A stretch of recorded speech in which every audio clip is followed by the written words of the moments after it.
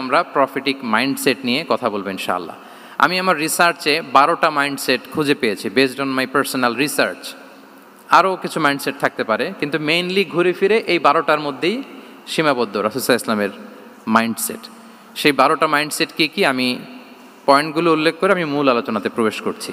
প্রথম হচ্ছে god centric mindset, 2 নম্বরে ভিশন ওরিয়েন্টেড, 3 নম্বরে উইজডম ড্রিভেন, 4 নম্বরে রিফর্ম সেন্ট্রিক, 5 নম্বরে ওপেন মাইন্ডেড, 6 নম্বর এন্টারপ্রেনাল, 7 নম্বর কনসিডারেট, 8 নম্বর ট্রান্সপারেন্ট, 9 নম্বর অ্যাপ্রিসিয়েটিভ, 10 নম্বর হচ্ছে ফ্লেক্সিবল, 11 নম্বর অপটিমিস্টিক, 12 নম্বর হচ্ছে resilient. Based on my research, আমার ক্ষুদ্র গবেষণা আমি খুঁজে পেয়েছি যে রাসূল সাল্লাল্লাহু আলাইহি ওয়াসাল্লাম এই ধরনের মানসিকতার অধিকারী ছিলেন, এই অ্যাপ্রোচের অধিকারী ছিলেন। প্রথম যেই মাইন্ডসেটটা নিয়ে আমরা আলোচনা করব সেটা হচ্ছে গড সেন্ট্রিক মাইন্ডসেট বা আল্লাহ সেন্ট্রিক মাইন্ডসেট। অর্থাৎ রাসূল সাল্লাল্লাহু আলাইহি ওয়াসাল্লাম যে কোনো কাজে তিনি আল্লাহ তাআলাকে ফিল করতেন, সব কিছু ছিল আল্লাহ তাআলা কেন্দ্রিক। যাই তিনি করতেন না কেন, একজন মহান সত্তার সন্তুষ্টির জন্যই তিনি সেটা করতেন। তিনি কে? আওয়াজ করে বলুন, তিনি কে? আল্লাহ সুবহানাহু ওয়া তাআলা। তার সন্তুষ্টির জন্যই তিনি সব কিছু করতেন এবং সবসময় তিনি এটা ফিল করতেন যে আমার আসল ভরসা স্থল হচ্ছে আল্লাহ তাআলা। আসল ভরসা স্থল কে? আল্লাহ তাআলা। এবং আল্লাহকেই তিনি ওনার নিজের অভিভাবক হিসেবে সবসময় চিন্তা করতেন। এবং তার দয়ার পরশেই যে আমরা বেঁচে আছি, তিনি যে আমাকে আগলে রেখেছেন, সার্বক্ষণিক এটাকে মনের মধ্যে ধারণ করা, সবসময় এই চিন্তাটা ভেতরে লালন করা, এটাকেই বলে গড সেন্ট্রিক মাইন্ডসেট বা আল্লাহ সেন্ট্রিক মাইন্ডসেট। এই মাইন্ডসেটের অধিকারী যদি আপনি হতে পারেন, আপনি একটা ডিভাইন পাওয়ার শিল্ডের ভেতরে থাকবেন, একটা ডিভাইন প্রোটেকশনে থাকবেন। চারিদিকে তুফান, ঝঞ্ঝা, ঝড়, অনেক কিছু, কোনো কিছু আপনাকে স্পর্শ করবে না, কারণ আপনার গড সেন্ট্রিক মাইন্ডসেট আছে। একটা মহাশক্তিধর সত্তার সাথে আপনার সংযোগায়ন আছে, কানেক্টিভিটি আছে। সো প্রথম মাইন্ডসেটটা হচ্ছে গড সেন্ট্রিক মাইন্ডসেট। রাসূল সাল্লাল্লাহু আলাইহি ওয়াসাল্লাম সবসময় সব কিছু আল্লাহ তাআলার সন্তুষ্টির জন্য করতেন এবং তিনি ভাবতেন আমার কেউ না থাক, আল্লাহ আছে। যার কেউ নাই তার কে থাকে? আল্লাহ আছে। এটাই হচ্ছে গড সেন্ট্রিক মাইন্ডসেট। আসুন আমরা সিরাতের ভেতরে ঢুকে যাই। যেহেতু আমরা বলেছি থ্রু দ্য লেন্স অফ সিরাতের পরতে পরতে, সুন্নাহর পরতে পরতে আমরা দেখব যে তিনি গড সেন্ট্রিক মাইন্ডসেটের অধিকারী ছিলেন কিনা। আল্লাহর হাবিব সাল্লাল্লাহু আলাইহি ওয়াসাল্লাম একবার একটা যুদ্ধ থেকে ফেরার পথে মরুভূমির মাঝখানে সেনাবাহিনীকে থামিয়ে বিশ্রামের ঘোষণা দিলেন যে তোমরা একটু বিশ্রাম নাও। তো উনি একটা গাছের নিচে বিশ্রামের জন্য গেলেন এবং সেখানে গাছের ডালে ওনার তলোয়ারটা ঝুলিয়ে রাখলেন, ঝুলিয়ে বিশ্রাম নিতে লাগলেন, ঘুমিয়ে পড়লেন। হঠাৎ এক বেদুইন এসে রাসূল সাল্লাল্লাহু আলাইহি ওয়াসাল্লামের এই কোষবদ্ধ তলোয়ারটা কোষমুক্ত করে এরকম হাতে নিল। রাসূল সাল্লাল্লাহু আলাইহি ওয়াসাল্লাম ঘুম থেকে জেগে উঠলেন। এবার বেদুইন বলতে আরম্ভ করলো, মাইয়ামনাউকা মিন্নি, এই মুহাম্মদ তোমাকে এবার কে বাঁচাবে বলো, এই তো আমার হাতে তলোয়ার, কে বাঁচাবে? সাথে সাথেই আল্লাহর হাবিব সাল্লাল্লাহু আলাইহি ওয়াসাল্লাম উনি উত্তরে বললেন আল্লাহ। উত্তরে কি বললেন? কোনো চিন্তা ভাবনা নাই যে ওরে আঘাত করা যায় কিনা পাল্টা, বা কোনোভাবে ওর কনফিডেন্স ডাউন করা যায় কিনা, এদিক সেদিক কারো সাপোর্ট চাওয়া যায় কিনা, কোনো দিকে না তাকিয়ে কি বললেন? আল্লাহ। সব সময় তিনি আল্লাহ কেন্দ্রিক ছিলেন। এটাকে বলে গড সেন্ট্রিক মাইন্ডসেট। যে কোনো পরিস্থিতিতে তিনি আল্লাহ যে আমার সাথে আছেন এটা কল্পনা করতেন। এবং সুনানে আবু দাউদের একটি বর্ণনা এসেছে, রাসূল সাল্লাল্লাহু আলাইহি ওয়াসাল্লাম কানা নবী সাল্লাল্লাহু আলাইহি ওয়াসাল্লাম ইযা হাযাবাহু আমরুন সাল্লা, তাকে যখন কোনো জিনিস বিচলিত করতো তিনি জায়নামাজের মুসল্লায় দাঁড়িয়ে যেতেন, সালাতের জন্য দাঁড়িয়ে যেতেন। বিপদে পড়লেই আল্লাহর কাছে সেটা সঁপে দিতেন, শেয়ার করতেন। আমরা বর্তমানে কোনো বিপদে পড়লেই কি করি? আগে কোথায় শেয়ার করি? ফেসবুকে। আসলে করা উচিত কার সাথে? হ্যাঁ, আমার স্ত্রীর সাথে শেয়ার করার আগেও শেয়ার করব কার সাথে? আমার বন্ধুর সাথে শেয়ার করার আগেও শেয়ার করব কার সাথে? আল্লাহর সাথে। আমরা যদি হিজরতের ঘটনাটাকে একটু অ্যানালাইজ করি তাহলে দেখব যে গারে সাউরে যখন আল্লাহ রাসূল সাল্লাল্লাহু আলাইহি ওয়াসাল্লাম এবং আবু বকর রাদিয়াল্লাহু তাআলা আনহু ওনারা আশ্রয় নিয়েছিলেন রাত্রিবেলায়, কুরাইশরা যখন খুঁজতেছিল, আবু বকর রাদিয়াল্লাহু তাআলা আনহু বলেন যে কুরাইশদের পা দেখা যাচ্ছে, ওরা যে হেঁটে যাচ্ছে, একটু উকি মারলেই আমাদেরকে দেখা যায়। তিনি অত্যন্ত ভীত সন্ত্রস্ত, তটস্থ, নিজের জন্য নয়, রাসূল সাল্লাল্লাহু আলাইহি ওয়াসাল্লামের সেফটির জন্য। রাসূল সাল্লাল্লাহু আলাইহি ওয়াসাল্লাম আবু বকর রাদিয়াল্লাহু তাআলা আনহুকে বলেন যে আবু বকর চিন্তা করো না, লা তাহসান ইন্নাল্লাহা মা'ানা, আবু বকর চিন্তা করো না, আল্লাহ আমাদের সাথে আছেন। সুবহানাল্লাহ। আমাদের সাথে কে আছেন? আল্লাহ আমাদের সাথে আছেন। এটা হচ্ছে গড সেন্ট্রিক মাইন্ডসেটের উদাহরণ। আপনার মনকে বুঝাতে হবে যে আল্লাহ আমার সাথে আছে। মনকে তুমি বুঝিয়ে বলো আল্লাহ আছে আমার সাথে। এই বাক্যটা মুখস্থ করা যাবে? মনকে তুমি বুঝিয়ে বলো আল্লাহ আছেন আমার সাথে। আপনার পুরো জীবনের সব কাজের সাথে যদি এই বাক্যটাকে মিলিয়ে ফেলতে পারেন, দেখবেন যে কোনো কিছুই আপনার ক্ষতি করতে পারতেছে না। এটাকে বলে গড সেন্ট্রিক মাইন্ডসেট। আল্লাহ আমার সাথে আছেন, কেউ নাই কিন্তু আল্লাহ তাআলা আমার সাথে আছেন। এবং গড সেন্ট্রিক মাইন্ডসেটের সবচেয়ে বড় সুবিধা হচ্ছে আপনার মনে কখনো হতাশা কাজ করবে না, হতাশা বাঁধবে না, কারণ আপনার সাথে এক মহাশক্তিধরের কানেক্টিভিটি আছে। তিনি কে বলুন তো আওয়াজ করে? তিনি আল্লাহ। হতাশা আসবে না। এই যে আমাদের জাতীয় জীবনের এখন সবচাইতে বড় বড় সমস্যাগুলোর যদি আমরা লিস্ট করি, একটা বড় সমস্যা হচ্ছে ডিপ্রেশন, তাই না? আমরা ডিপ্রেশনে ভুগি না? আপনাদের ডিপ্রেশন হয় কখনো? আচ্ছা, ডিপ্রেশন কাকে বলে আগে বলে। ডিপ্রেশন হচ্ছে আপনার আর আপনার রবের মাঝে যে দূরত্ব, এটার নাম ডিপ্রেশন। আই রিপিট, আমার আর আমার রবের মাঝে যে গ্যাপ, আমাদের সম্পর্কের যে দূরত্ব, এটার নাম কি? ডিপ্রেশন। আপনি যত আল্লাহর সাথে সম্পর্ক জোরদার করতে পারবেন, ডিপ্রেশন আপনার থেকে দৌড়ে পালাবে। এজন্য আমাদের বিশ্বাসীদের জীবনে কোনো ডিপ্রেশন নাই। আছে? আমাদের ডিকশনারিতে কোনো ডিপ্রেশন আছে বলেন তো? আমাদের সাথে আল্লাহর সম্পর্ক কেমন বলেন? মজবুত? আলহামদুলিল্লাহ পড়ুন সবাই। তাহলে ডিপ্রেশন হচ্ছে আপনার আর আপনার রবের মাঝে যে দূরত্ব, এই দূরত্ব দূর করে দেন, ডিপ্রেশন আপনিই পালাবে। আমরা আরও কিছু সিরা থেকে ইনসিডেন্ট নিয়ে দেখি যে গড সেন্ট্রিক মাইন্ডসেটটা কেমন। দ্বিতীয় হিজরিতে যে বদরের যুদ্ধ হলো, সে বদরের যুদ্ধে ইবনে মাসউদ রাদিয়াল্লাহু তাআলা আনহু তিনি বর্ণনা করেন যে আল্লাহ রাসূল সাল্লাল্লাহু আলাইহি ওয়াসাল্লাম আগামীকাল যুদ্ধ, এর আগের দিন রাতে তিনি হাত তুলে এরকম দোয়া করতেছিলেন। আমরা তো এইভাবে দোয়া করি। আল্লাহর হাবিব সাল্লাল্লাহু আলাইহি ওয়াসাল্লাম তিনি দোয়া করতে করতে ইমোশনালি হাত এরকম উঁচু করে, হাত্তা ইউরা বায়াদু ইবতাইহি, বগলের শুভ্রতা দেখা যাচ্ছিল। উনি দোয়া করতেছিলেন, আল্লাহুম্মা আনজিজ লি মা ওয়া'আতানি, আল্লাহুম্মা আতিনি মা ওয়া'আতানি, আল্লাহ তুমি যে বিজয় দিবে বলে প্রতিশ্রুতি করেছিল, ওই বিজয় আমাদেরকে দাও, ওই ভিক্টরি আমাদেরকে দাও। দোয়া করছিলেন।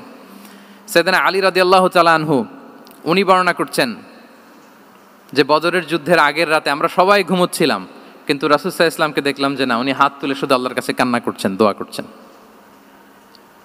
আবু বকর রাদিয়াল্লাহু তাআলা আনহু উনি বলেন যে আমি যে দেখলাম যে তিনি ফজর পর্যন্ত দোয়া চালিয়েই যাচ্ছিলেন, দোয়া চালিয়েই যাচ্ছিলেন, দোয়া কন্টিনিউ করছিলেন তিনি। এবং দোয়া করতে করতে রাসূল সাল্লাল্লাহু আলাইহি ওয়াসাল্লাম এতটাই ইমোশনাল হয়ে গেলেন যে ওনার গায়ের চাদরটা নিচে পড়ে গেল।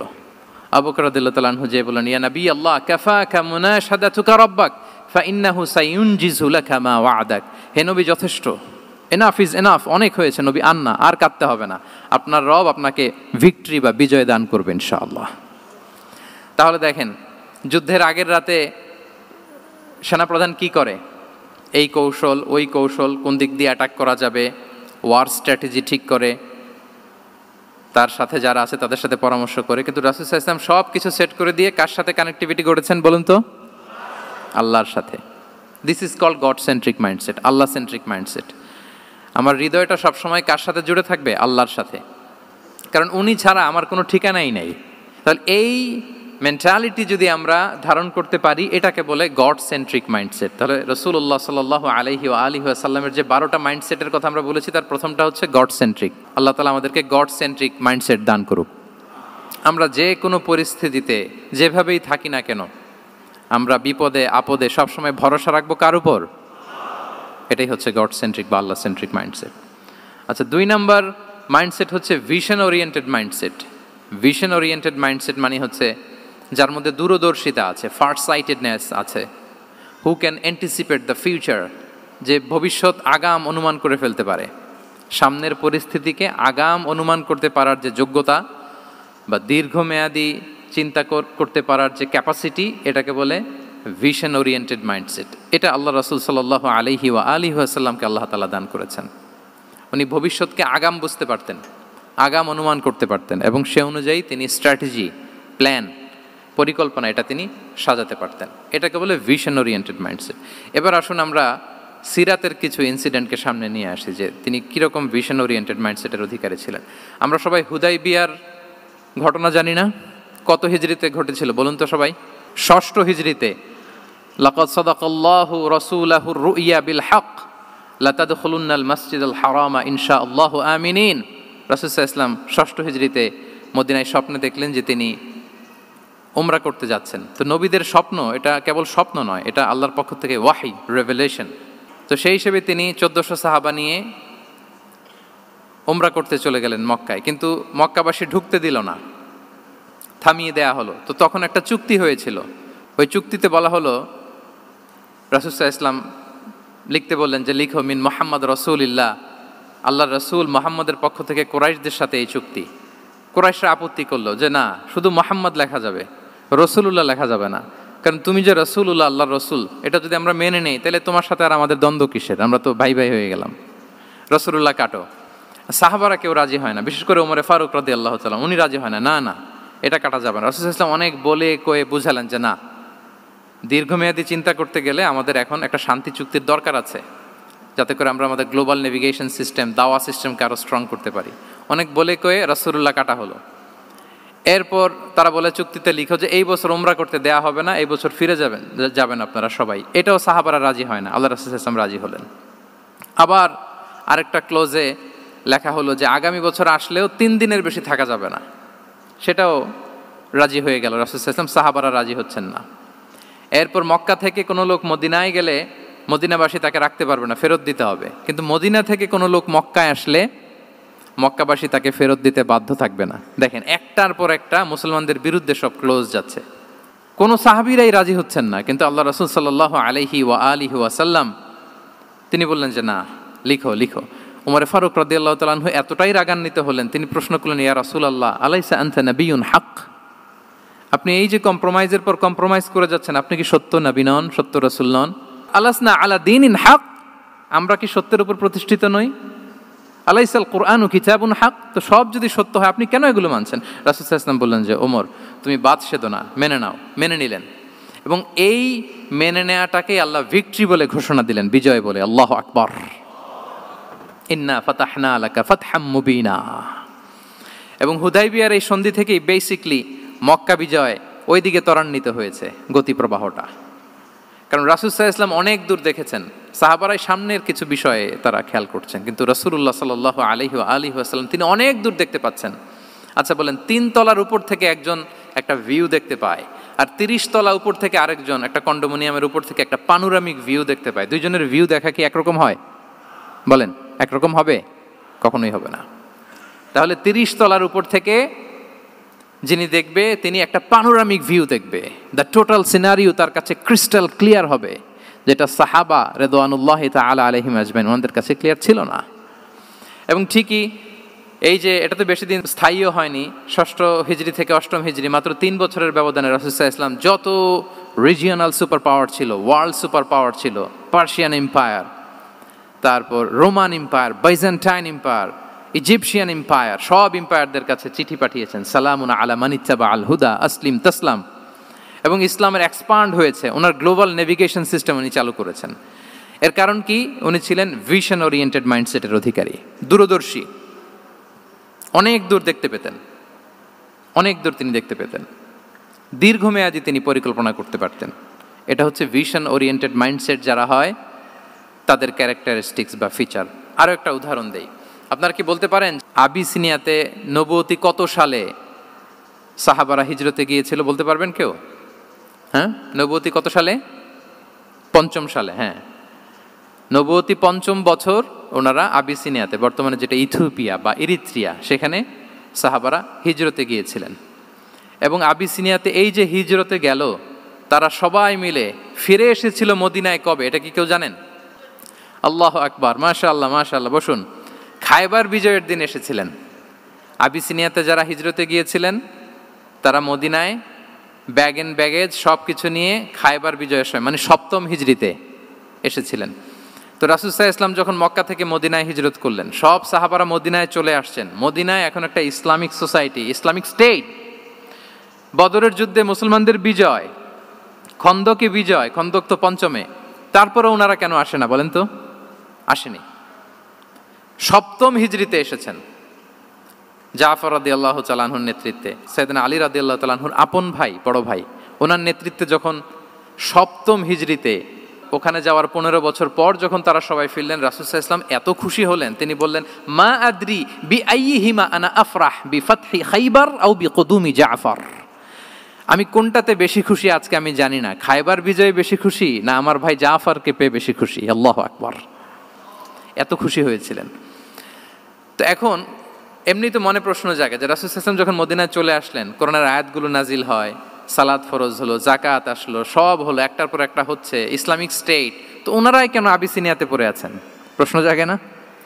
ওই সময় একটা ক্রাইসিস মোমেন্ট ছিল, তখন ওনারা গিয়েছিল আবিসিনিয়াতে, কিন্তু আসে না কেন? ওনারা এসেছেন 7ম হিজরিতে। এর কারণ আবিসিনিয়ায় কিছু মুসলিমদেরকে রেখে দেওয়া, এটা রাসূলুল্লাহ সাল্লাল্লাহু আলাইহি ওয়াসাল্লামের প্ল্যান বি ছিল। কি ছিল? Plan B. রাসূল সাল্লাল্লাহু আলাইহি ওয়াসাল্লাম অপেক্ষা করছিলেন যে মদিনাকে প্রথমে ইন্টারনাল যত থ্রেট আছে এগুলো থেকে মুক্ত করতে হবে, এরপরে মদিনাকে যত এক্সটার্নাল থ্রেট আছে এগুলো থেকে মুক্ত করতে হবে। সব যখন মুক্ত করে উনি দেখলেন যে না, মদিনা সেফ জোন, এখন আর আলাদা একটা বেইজ, একটা এক্সট্রা সেফ জোন বা এডিশনাল বেইজ আমার কোথাও দরকার নাই, তখনই তিনি লোক পাঠালেন যে যাও, জাফরের নেতৃত্বে আবিসিনিয়ায় যারা হিজরত করেছে তারা সবাই মদিনায় চলে আসো। সুবহানাল্লাহি বিহামদি। তাহলে একটা প্ল্যানে কাজ করতেন না, আমরা তো এরকম করি, একটাই প্ল্যান। প্ল্যান কয়টা? এটা যদি ওয়ার্ক না করে শেষ, আমু নাই সালাও নাই। কিন্তু রাসূলুল্লাহ সাল্লাল্লাহু আলাইহি ওয়া আলিহি ওয়াসাল্লামের প্ল্যান এ ছিল, প্ল্যান বি ছিল, প্ল্যান সি ছিল। প্ল্যান এ ওয়ার্ক না করলে প্ল্যান বিতে যেতেন, বি ওয়ার্ক না করলে সিতে যেতেন, এইভাবে তিনি কাজ করতেন।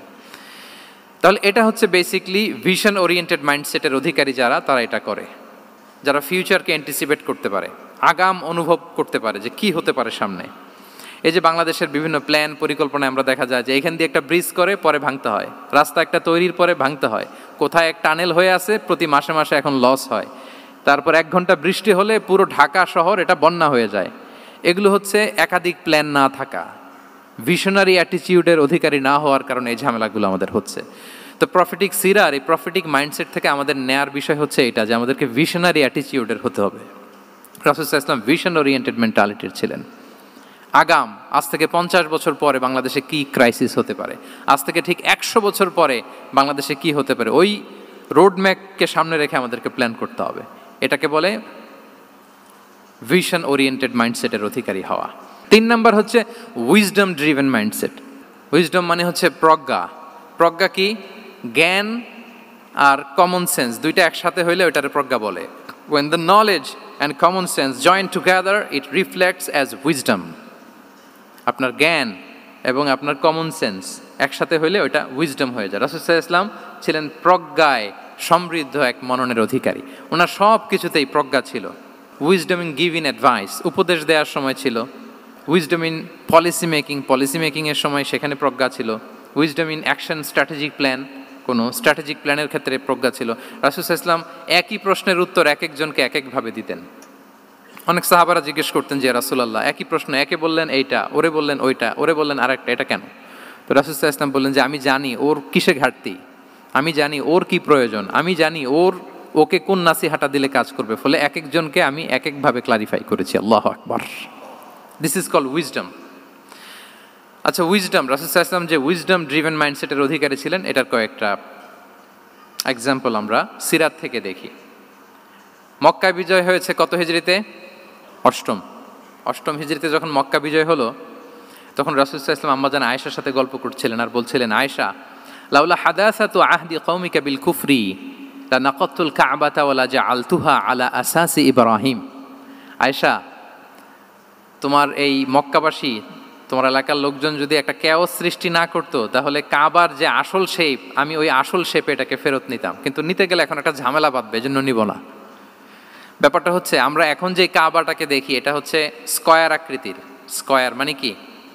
বর্গাকৃতি, তাই তো? বর্তমান কাবা কোন আকৃতির বলেন তো? একটা বড় কিউবের সাইজ না? দূর থেকে দেখলে মনে হয় একটা বড় কিউবের সাইজ, কিউবের আকৃতি মানে স্কয়ার, চতুর্ভুজ। কিন্তু সাইয়েদনা ইব্রাহিম আলাইহিস সালাম যে কাবা নির্মাণ করেছিলেন এটা কিন্তু এরকম কিউব ছিল না, ওটা ছিল রেক্ট্যাঙ্গেল। রেক্ট্যাঙ্গেল ছিল, মানে আয়তাকৃতির ছিল, এরকম লম্বা। এই যে এই টেবিলটা যেরকম, টেবিলের যে শেপ এরকম ছিল, এরকম লম্বা কাবাঘর ছিল আয়তাকৃতির। কিন্তু এখন এটা কমে স্কয়ার আকৃতির হয়ে গেছে। এর কারণটা কি? কাবা একবার ওখানে অগ্নিকাণ্ড ঘটার কারণে ধ্বংস হয়েছিল, ফলে কাবাকে আবার রিনোভেশন করা লেগেছিল, পুনর্নির্মাণ। তো কোরাইশরা সিদ্ধান্ত নিয়েছিল কাবা পুনর্নির্মাণে আমরা কোনো হারাম টাকা ইউজ করব না, যার কাছে যত হালাল টাকা আছে নিয়ে আসা হলো। কিন্তু হালাল টাকা যতটুকু জমা হয়েছে এটা দিয়ে পুরো কাবা নির্মাণ হয় না, অর্ধেক হয়। ফলে কাবা যে আয়তাকৃতির ছিল সেটা না হয়ে গেছে কি বলেন, বর্গাকৃতির, মানে স্কয়ার। ওই স্কয়ার কাবাই আজ পর্যন্ত রয়ে গেছে। কিন্তু ওই যে আয়তক্ষেত্রের যে শেপের মধ্যে যতটুকু জায়গা বাকি ছিল ওইখানে দেখবেন একটা ক্রিসেন্টের মতো আছে, হেজরে ইসমাইল, হাতিমে কাবা বলে। ওইটার ভিতরে নামাজ পড়া আর কাবার ভিতরে নামাজ পড়া একই হুকুম। ওইটার ভিতরে নামাজ পড়া আর কাবার ভিতরে নামাজ পড়া কি একই হুকুম। ফলে ওই হাতিমের ভেতরে ফরজ সালাত আদায় হয় না, নফল সুন্নাত পড়া যায়। এমনকি কাবার ভেতরেও ফরজ সালাত আদায় করলে আদায় হবে না, কারণ নামাজের ফরজের মধ্যে একটা ফরজ হচ্ছে ইলা জিহাতিল কাবা, টু দ্য ডাইরেকশন অফ কেবলা। আপনার কেবলা মুখী হইতে হবে না, আপনি তো কাবার ভিতরে ঢুকে গেছেন, এখন কাবা কোন দিকে, কাবা তো নাই, বের হইতে হবে, বের হয়ে কাবা মুখী হলে সালাত হবে। I think you got the point. তো তাহলে রাসূল সাল্লাল্লাহু আলাইহি ওয়াসাল্লামের উইজডম বা প্রজ্ঞাটা এখানে দেখেন। আম্মাজান আয়েশা রাদিয়াল্লাহু তাআলা আনহাকে উনি বললেন যে আয়েশা, মক্কা তো বিজয় হলো, মক্কার কন্ট্রোল তো এখন আমার হাতে, চাইলে আমি কাবাকে ভেঙে সেই ইব্রাহিম আলাইহিস সালামের যে বেইজ ওরকম লম্বা করে শেপ দিতে পারি, কিন্তু দিব না, কেননা দিলে মক্কা একটা ক্যাওস হতে পারে। কি হতে পারে? কারণ তারা একেবারে ভেরি রিসেন্ট মুসলমান হয়েছে, তারা না বুঝেই বলবে যে সেই আদি কাবা, মুহাম্মদ এই কাবার অপমান করেছে, কাবাকে ভুলুণ্ঠিত করেছে, সম্মানকে নষ্ট করেছে, এরকম একটা কোশ্চেন রাইজ করতে পারে। এই জন্য আমি করলাম না। সুবহানাল্লাহ, দিস ইজ কল্ড উইজডম। এটাকে কি বলে? প্রজ্ঞা। এটাকে প্রজ্ঞা বলে। তাহলে আপনার জ্ঞান এবং আপনার কমন সেন্স দুইটা যখন কানেক্ট করে তখন সেটা প্রজ্ঞা হয়। প্রজ্ঞার আরেকটা উদাহরণ যদি দেই সিরাত থেকে, রাসূল সাল্লাল্লাহু আলাইহি ওয়াসাল্লামের যে কনফ্লিক্ট রিজলভিং ক্যাপাসিটি ছিল, যখন কাবাকে পুনর্নির্মাণ করা হচ্ছে তখন হাজরে আসওয়াদকে বের করা লেগেছিল, এবং রিনোভেশন শেষে আবার হাজরে আসওয়াদকে তার জায়গা মতো, মানে ব্ল্যাক স্টোন যেটাতে চুমু দিলে মানুষের গুনাহ মাফ হয়ে যায়, হাজরে আসওয়াদ, চিনতে পেরেছেন না? ফলে অনেক বোনেরা যাদের জন্য হেজাব নিকাব মেনটেন করা হচ্ছে ফার্জ, পর্দার কোনো বালাই নাই, পুরুষের সাথে ধাক্কা ধাক্কি করে তার শরীর মিশে যাচ্ছে, গা মিশে যাচ্ছে, ধাক্কা ধাক্কি করে একটা সুন্নতের জন্য ফরজকে স্যাক্রিফাইস করে ফেলতেছে। মানে ফোকাস ঠিক নাই আর কি, কোথায় যে কোনটা করতে হবে ওইটাই ভুলে গেছে। তো এই হাজরে আসওয়াদ পাথরকে আবার জায়গা মতো রাখতে হবে। এখন কে রাখবে এই নিয়ে মারামারি মক্কায়। বড় বড় চারটা গোত্র বলে, এই গোত্র বলে আমি রাখবো, এই গোত্র বলে আমি রাখবো, আরেক গোত্র বলে রক্তের গঙ্গা বইয়ে দেবো মক্কায়, কিন্তু এই সম্মান অন্যকে নিতে দিব না, কারণ ইটস ভেরি প্রেস্টিজিয়াস ইস্যু। যা আমাদের গোত্র এই ব্ল্যাক স্টোন হাজরে আসওয়াদকে নিয়ে জায়গা মতো রেখেছে, এটা কাউকে দিব না। তো সবাই যখন মারমুখী, তখন আল্লাহ রাসূল সাল্লাল্লাহু আলাইহি ওয়া আলিহি ওয়াসাল্লাম তিনি সমাধান দিলেন যে মারামারির দরকার নাই, একটা চাদর নিয়ে আসো। নিয়ে আসা হলো। 4 গোত্রের 4 লিডারকে বললেন চাদরের 4 কোণা ধরো। 4 জন 4 কোণা ধরলো। রাসূল সাল্লাল্লাহু আলাইহি ওয়াসাল্লাম তিনি পাথরটা নিয়ে মাঝখানে রাখলেন। এবার 4 নেতাকে বললো আসো, জাতীয় 4 নেতা চলে আসো, কাবার সামনে চলে আসলো। এরপরে আল্লাহ রাসূল সাল্লাল্লাহু আলাইহি ওয়াসাল্লাম ওনার মোবারক হাত দিয়ে, বরকতময় হাত দিয়ে হাজরা আসওয়াদকে নিয়ে নিজ হাতে রাখলেন। এবার সবাই হ্যাপি, কারণ অংশগ্রহণ করতে পারছে। আসলে মূল স্ট্যাটাস কিন্তু চলে গেছে রাসূলের দিকে, নাকি? ওরা তো এটা টাচও করতে পারে নাই, পারছে? ওরা চাদর ধরেই হ্যাপি, কিন্তু পাথরটা ধরেছিল কে? রাসূল সাল্লাল্লাহু আলাইহি ওয়াসাল্লাম। চাদরে রেখেছিল কে? রাসূল সাল্লাল্লাহু আলাইহি ওয়াসাল্লাম। চাদর থেকে নিয়ে আবার কাবা ঘরে সেট করেছিল কে? রাসূলুল্লাহ সাল্লাল্লাহু আলাইহি ওয়া আলিহি ওয়াসাল্লাম। এভাবে উনি কনফ্লিক্ট রিজলভ করতেন থ্রু হিজ উইজডম, ওনার প্রজ্ঞার মধ্য দিয়ে। আমরা যদি তায়েফের ঘটনা দেখি, রক্তাক্ত হয়েছেন, পাহাড় রক্ষী ফেরেশতারা এসে বলেছে রাসূলুল্লাহ জাস্ট অর্ডার করেন, আমরা কলাপস করবো এমনভাবে the entire Taif city will be collapsed, একেবারে স্ম্যাশ করে দিব, পাউডার হয়ে যাবে। রাসূল সাল্লাল্লাহু আলাইহি ওয়াসাল্লাম বললেন না, বাল আরজু আন ইউখরিজাল্লাহু মিন আসলাবিহিম মান ইয়াবুদুল্লাহ ওয়াহদাহু ওয়া লা ইউশরিকু বিহি শাইআ। তিনি বললেন না, ওদেরকে ধ্বংস করে দিও না, ওদেরকে ধ্বংস করলে লা ইলাহা পড়বে কে? সুবহানাল্লাহ। কি উইজডম ড্রিভেন ছিলেন উনি। উনি বলেন যে আমি আশা করি, প্রত্যাশা রাখি, দোয়া করি যে ওরা আমাকে প্রত্যাখ্যান করেছে, কিন্তু ওদের যে নেক্সট জেনারেশন ওরা সাক্ষী দেবে আশহাদু আল্লাহ ইলাহা ইল্লাল্লাহ ওয়া আশহাদু আন্না মুহাম্মাদার রাসূলুল্লাহ। এবং তাই হয়েছে। এখন তায়েফে যান, চারদিক থেকে আল্লাহু আকবার ধ্বনিতে মুখরিত তায়েফ, এবং এত চমৎকার শহর, এটা একটা ট্যুরিস্ট ডেস্টিনেশন হয়ে গেছে। সৌদি আরবিয়াতে যারা যায়, তায়েফ না গেলে লোকদের ভালো লাগে না। ঠান্ডা, সবুজ শ্যামল, রেইনফল হয়, ফলমূল পাওয়া যায়। আব্দুল্লাহ ইবনে আব্বাস রাদিয়াল্লাহু তাআলা আনহুর স্মৃতিধন্য মসজিদ আছে, অনেকগুলো ইউনিভার্সিটি আছে, ইসলামিক ইনস্টিটিউশন আছে। এই যে নয়নাভিরাম তায়েফ, এটা রাসূল সাল্লাল্লাহু আলাইহি ওয়াসাল্লামের উইজডমের ফসল। ওই দিন যদি রাগের চোটে বলতো যে হ্যাঁ দাও, স্ম্যাশ করে দাও, তাইলে এই যে যারা শাহাদা পড়েছে, মুসলিম হয়েছে, এটা কিন্তু হতো না। তাহলে এটা হচ্ছে রাসূল সাল্লাল্লাহু আলাইহি ওয়াসাল্লামের প্রজ্ঞার একটা উদাহরণ। আরও একটা উদাহরণে যাই। রাসূল সাল্লাল্লাহু আলাইহি ওয়াসাল্লাম যখন আকাবার দ্বিতীয় শপথ করে ফেললেন ইয়াসরিববাসীর সাথে, তখনও মদিনা হয়নি, তো তখন মদিনাবাসী বলল যে রাসূলুল্লাহ, আপনি তো এখনও হিজরত করবেন না, তো আমাদেরকে কোরআন শিখাবে কে, সালাত শিখাবে কে, আপনি একজন দায়ী পাঠান, আমাদের সাথে একজন টিচার দেন। রাসূল সাল্লাল্লাহু আলাইহি ওয়াসাল্লাম তখনও মদিনাতে হিজরতে যাননি, আমাদের সাথে একজন দায়ী পাঠাবেন। তো রাসূল সাল্লাল্লাহু আলাইহি ওয়াসাল্লাম একজনকে দায়ী হিসেবে পাঠিয়েছিলেন। বলেন ওই দায়ীর নাম কি? কি নাম? মুসআব ইবনে উমাইর রাদিয়াল্লাহু তাআলা আনহু, যিনি উহুদের যুদ্ধে শহীদ হয়েছিলেন, উনাকে পাঠিয়েছিলেন। দেখেন, উনি আবু বকর রাদিয়াল্লাহু তাআলা আনহুকে পাঠান নাই, পাঠিয়েছেন ওমর ফারুককে, ওসমান রাদিয়াল্লাহু তাআলা আনহু, আলী রাদিয়াল্লাহু তাআলা আনহু, কাউকে পাঠাইছেন? কারে পাঠালেন? মুসআবকে। এর কারণ হচ্ছে উনি দেখতে খুব স্মার্ট ছিলেন, খুব ড্যাশিং ফেসের অধিকারী ছিলেন, মক্কার এলিট ফ্যামিলির একজন যুবক ছিলেন, এবং উনি সবচাইতে দামি দামি পারফিউম কালেক্ট করে ওইটা দিতেন। উনি মক্কার কোনো রাস্তা দিয়ে হেঁটে গেলে লোকজন বুঝতো এই রাস্তা দিয়ে কিছুক্ষণ আগে হেঁটে গিয়েছে মুসআব ইবনে উমাইর। সুবহানাল্লাহ। আমরা বাংলায় বলি না যে আগে দর্শনদারি পরে গুণবিচারী, এই কথাটার সাথে পরিচিত আপনারা? আগে দর্শনদারি পরে গুণবিচারী। আল্লাহ তাআলা এক একজনকে আমাদেরকে এক এক অবয়বে সৃষ্টি করেছেন। হুয়াল্লাযী ইউসাউবিরুকুম ফিল আরহামি কাইফা ইয়াশা। আল্লাহর একটা নাম হচ্ছে তিনি আল মুসাউবির, দ্য ডিজাইনার। মায়ের গর্ভে থাকতেই আমাদের কার চেহারা, কার কণ্ঠস্বর, কার স্কিন কালার, কে কীরকম হব, সব ফিক্স তিনি ঠিক করে দিয়েছেন। এটা আল্লাহর দেয়া।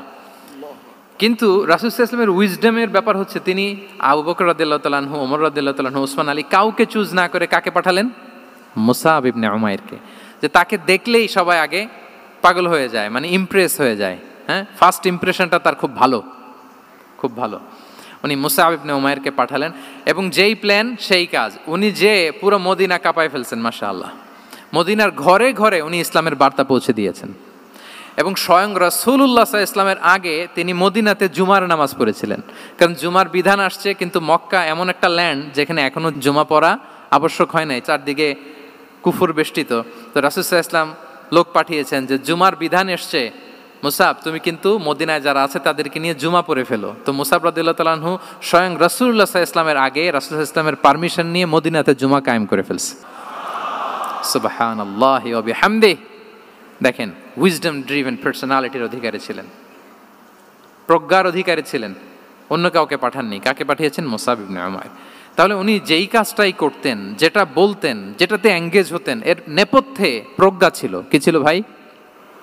উইজডম ছিল। আল্লাহ যেন সেই উইজডম আমাদেরকে দান করেন, আল্লাহ যেন সেই প্রজ্ঞা দিয়ে আমাদেরকে সমৃদ্ধ করেন। আমরা সবাই পড়ি আমিন। 4 নাম্বার হচ্ছে রিফর্ম সেন্ট্রিক মাইন্ডসেট। মানে রাসূল সাল্লাল্লাহু আলাইহি ওয়াসাল্লাম সংস্কারবাদী ছিলেন আর কি। ভুলভাল দেখলে রিফর্ম করতেন, ইসলাহ করতেন, সংস্কার। এখন তো এই যে অনেকগুলো সংস্কার কমিটি হলো দেখলাম বাংলাদেশে, খুব সুন্দর, বিভিন্ন বিষয়ে সংস্কার হচ্ছে।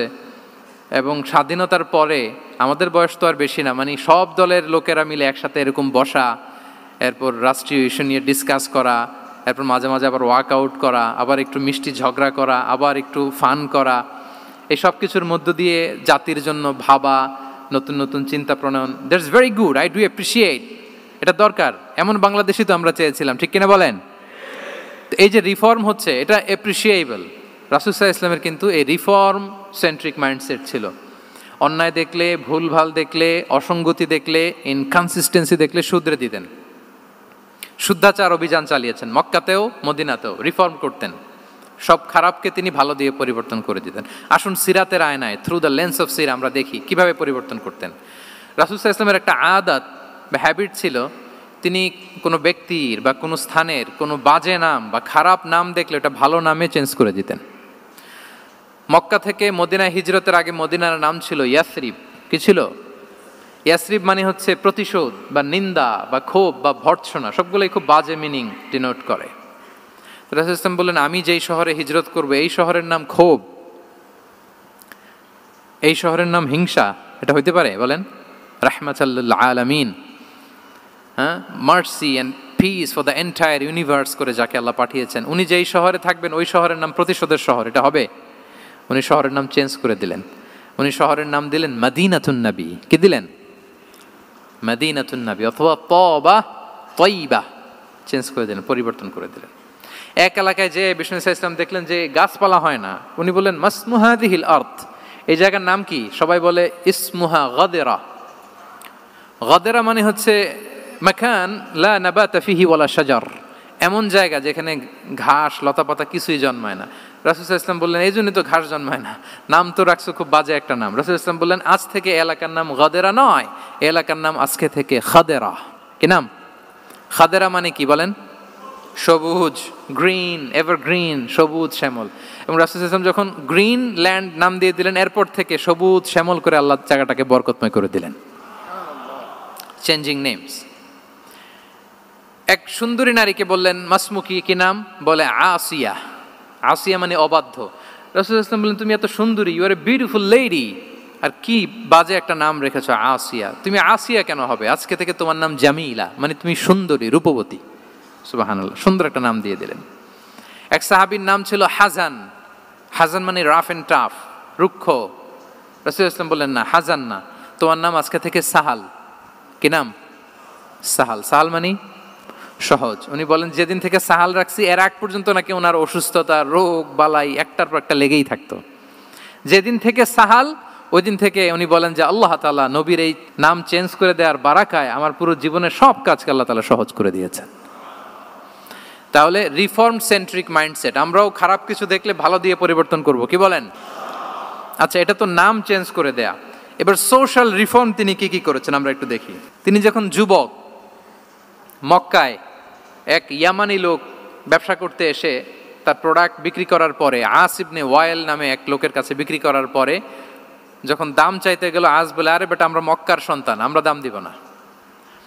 তো সে ভাবলো হয়তো আমার সাথে ঠাট্টা করেছে, হজের মৌসুম যাক, বেচাকেনা শেষ করে যাওয়ার পথে দামটা নিয়ে যাব। সে ফেরার দিন আবার গেল যে আমার তো জিনিসের দামটা আপনি দিলেন না। সে বলে, আমরা এই ভূখণ্ডের মালিক, আমরা দাম দেই না, এটা তো বড় জুলুম।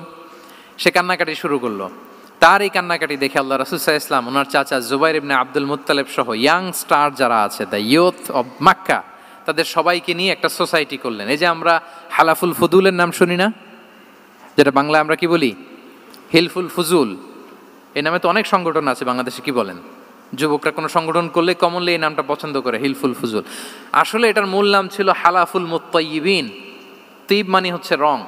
রাসূল সাল্লাল্লাহু আলাইহি ওয়াসাল্লাম সবাই মিলে, তখন জাহিলি যুগে একটা কালচার ছিল, বালতি ভর্তি রঙের ভেতরে হাত ঢুকিয়ে দিত, দিয়ে এই রং সমেত হাতটা তারা পাথরের মধ্যে লাগাতো, সবার হাত ওইখানে দিত, মানে আমরা হাতে হাত রেখে কমিটেড, আমরা ঐক্যবদ্ধ হলাম। সেখান থেকে হয়েছে হালাফুল মুত্তাইয়িবিন, থেকে হালাফুল ফুদুল। ওনারা বলল যে না, আমরা সবাই থাকবো মা আল মাজলুমি দিদ্দা জালেম, আমরা মজলুমের পক্ষে থাকবো, জালেমের বিপক্ষে থাকবো।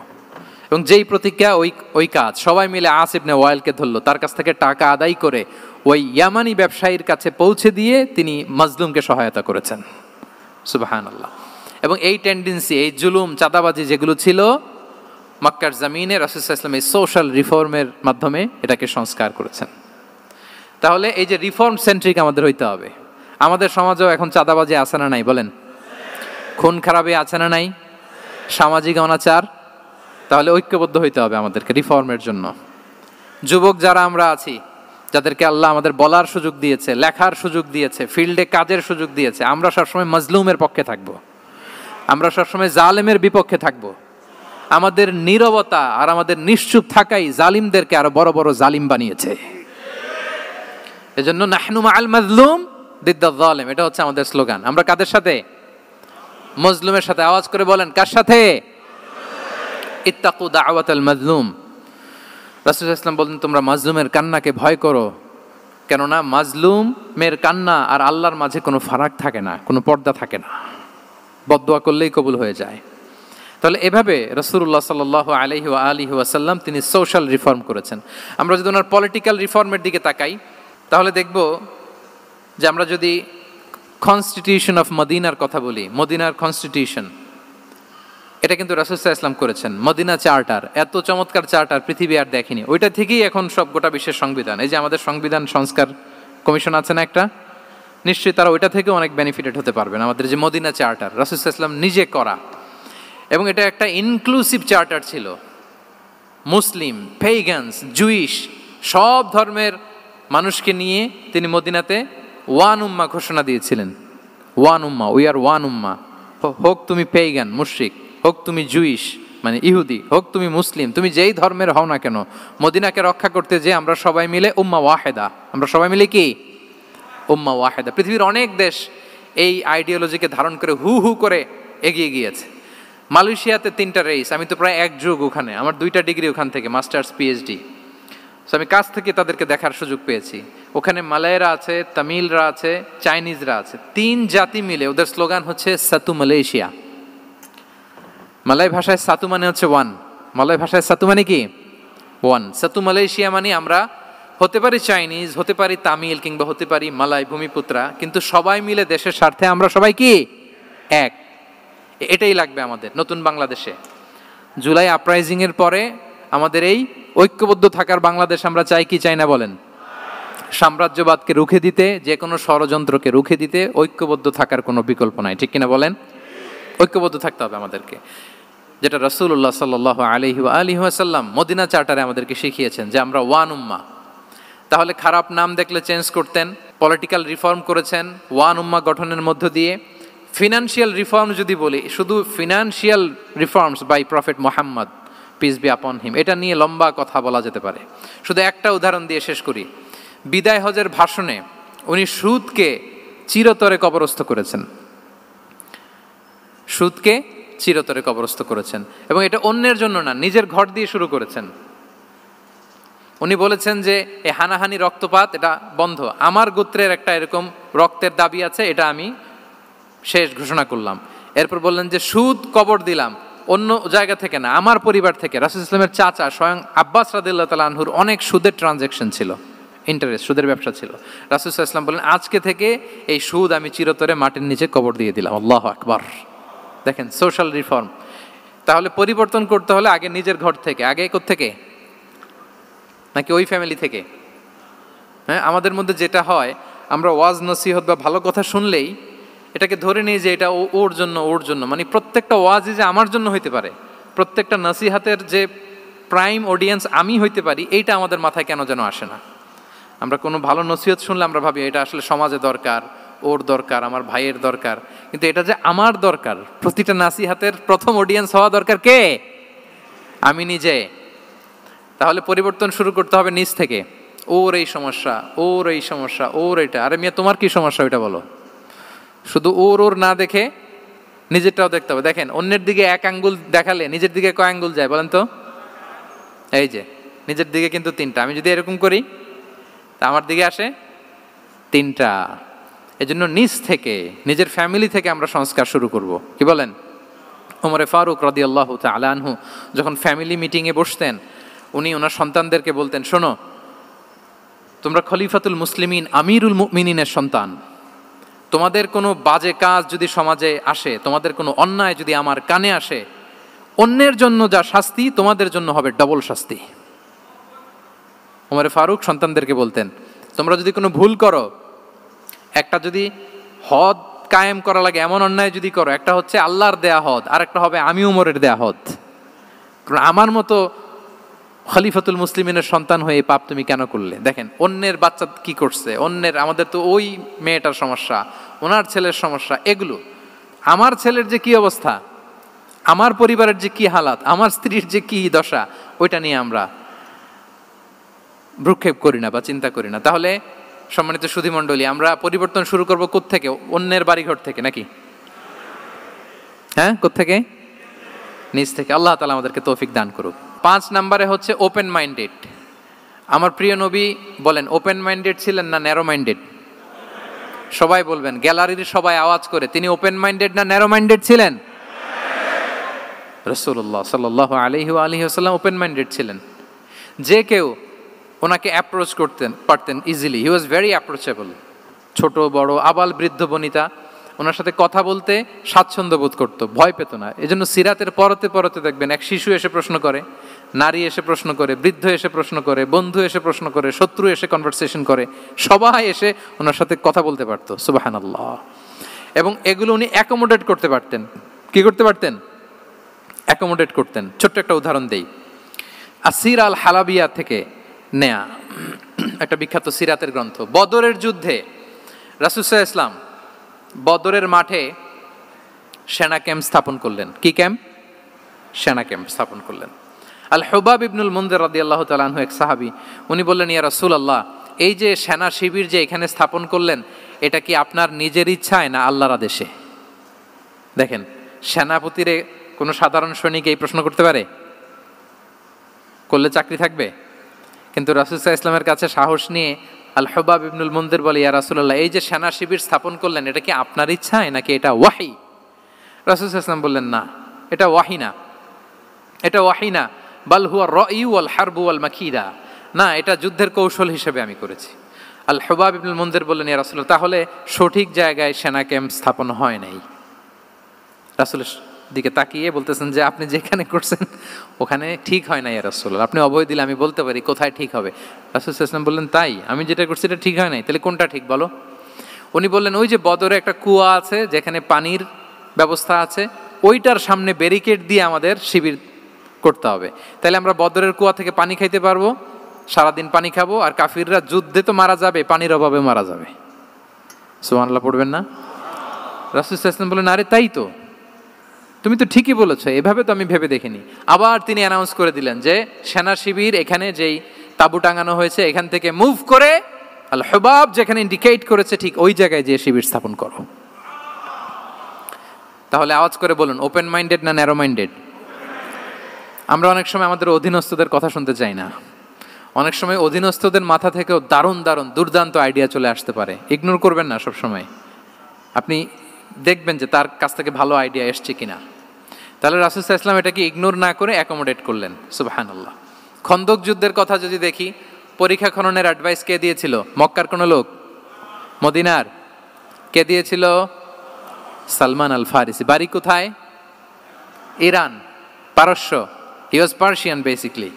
তাহলে দেখেন, সেই পারস্য থেকে এসে বললেন যে এখানে পরীক্ষা খনন করলে ভালো হয়। 5.5 কিলোমিটার পরীক্ষা খনন করে ফেললেন। 4.5 মিটার প্রশস্ত, 3.5 মিটার হচ্ছে এটার ডেপথ। পুরো মদিনার সবাই মিলে এটা করে ফেললেন।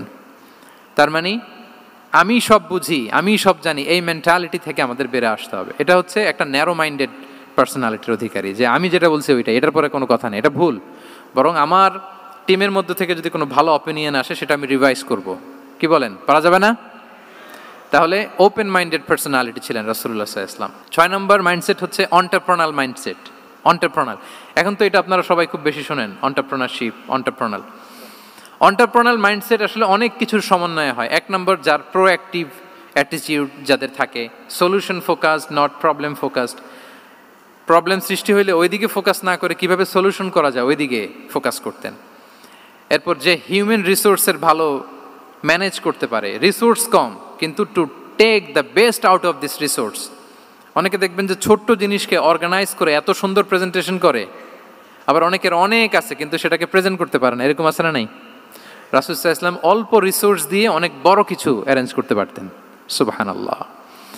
এবং he was a very good talent Hunter.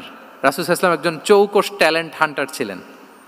He was a very good observer. সাহাবীদের কার কি ট্যালেন্ট এটা তিনি নোট করতেন।